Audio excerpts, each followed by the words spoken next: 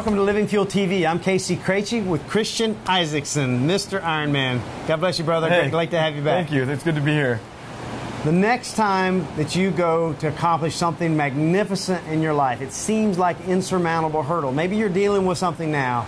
You just got to tune in here. Christian has just completed 5 Ironman races last week in 5 days on 5 different islands of Hawaii. When you talk about Ironman, talk about the distances again. The swim is 2. Yep, an iron distance race is 2.4 mile swim, 112 mile bike, followed by a 26.2 mile marathon run. So it is absolutely fantastic from an endurance perspective. Yeah, over 700 plus miles in 5 days, fueled by your body. That is fantastic. Yeah, probably longer than most people drove in their car in a month. That's incredible. Yeah. All right, so today, this segment, we'd like to get into some of the nitty-gritties. There's a lot of people out there who actually do races of various lengths. And that are probably better than I am. I wonder about that, let me tell you. But no, the interesting thing is, like, you know, most marathon runners, they do it very often. If they run several marathons a year, they are very unhealthy. And no disrespect to you marathon runners, but people think they're healthy when they're marathon, but their upper body shrinks. Their lean muscle mass is burned away because it seems like marathoners don't have as much of a focus on nutrition and protein and all the antioxidants and so on as triathletes. I think it's a different beast. I think marathoners, like the Ryan Hall is America's greatest marathon runner, and I mean he's a number one, he's a full-on solid Christian guy. I was able to ride with Chris Lieto on the Queen K on my last day in Kona, and we were talking about Ryan Hall. Structurally, the body frame is just different. It's just a different. I don't have a triathlete's body by any means. You're probably more built for a triathlete's body than I am. Long, kind of, long and powerful and lean. I am characteristically, I have the body of I don't know, a gardener. You know what I mean? Just short and stocky. I can get over and pick the weeds. So I think marathoners and triathletes, there are some similar characteristical traits, but I do know marathoners that are just, they're so determined and so focused on their sport that their muscle mass goes. I mean, there's a reason why in Boston every year there's not a big divot in the road from all the gigantic muscles, because these marathoners are fast and they're physical specimens. So I don't want to take anything away from them, but I do understand what you're saying. I think the point is that marathoning ages people prematurely. Right. Okay. Any endurance event does if you don't take care of yourself correctly. That's the trick. Right. That's my point. My point is that when you're doing these superhuman feats, you need superhuman nutrition to back up what you're doing. Yep. Because nutrition is every bit as important as the training piece. It's more important than the training piece, I think. So because the power of recovery, we know now through the right antioxidants you can speed up recovery by as much as 50%. Mm-hmm. I mean, how valuable is that when you're doing a ridiculous 10, 12, 14-hour event a day for 5 days in a row? Yep. It's huge. Well, that goes the same way with the baseball players that play every day, and the hockey players, and the golfers, and the guys that are doing repetitive, everyday kind of sports. So let's talk about your nutrition regimen during the Ironman Epic 5. Okay. So you got there at early in the morning.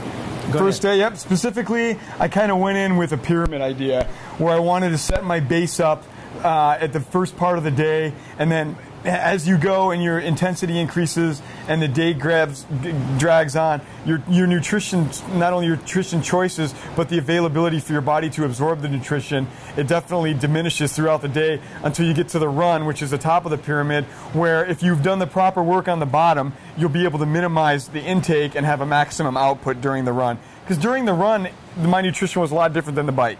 And during the bike, my nutrition was a lot different than the swim. Obviously, there's no nutrition on the swim. Before and after. Right. Before, I would make sure I have a good living fuel, maybe a bar, and I would make my living fuel shake up, and then I would have like a bagel, a half a bagel, or something small, just to help settle my stomach. After the swim, before the bike, I would slam a recovery drink, my Malto, just something to kind of prime myself. And then throughout the course of the bike, I would maximize my intake of what solid foods I could get my hands on. Good solid foods. Avocado sandwiches with veggies, bananas. I had pretzels here and there, but those are my main sources. And then I have my maltodextrin mix that I take. I have a 20-minute slot where every 20 minutes I take an X amount of malto mixed with an X amount of Powerade because of those sugars coincide really well. And then halfway in the bike, about 3.5 hours, I would have a recovery drink, something to prime my pump again, because I knew. What kind of recovery drink? I would have either Living Fuel protein with malto, or I would have a turkey sandwiches every once in a while. 2 or 3 days, I had a good turkey sandwich and a recovery drink. Just something with that something with Living Fuel. It sat well in my stomach. After the bike, sometimes I'd have to go to the bathroom, sometimes I wouldn't. That was the surprising thing for me. A lot of times when I run, I have to go to the bathroom a lot if I don't have my diet plan set up for the week before. This time around, I was good. Then during the run, it really narrowed that tip of the pyramid. I would focus on. Did you do anything between the bike and the run?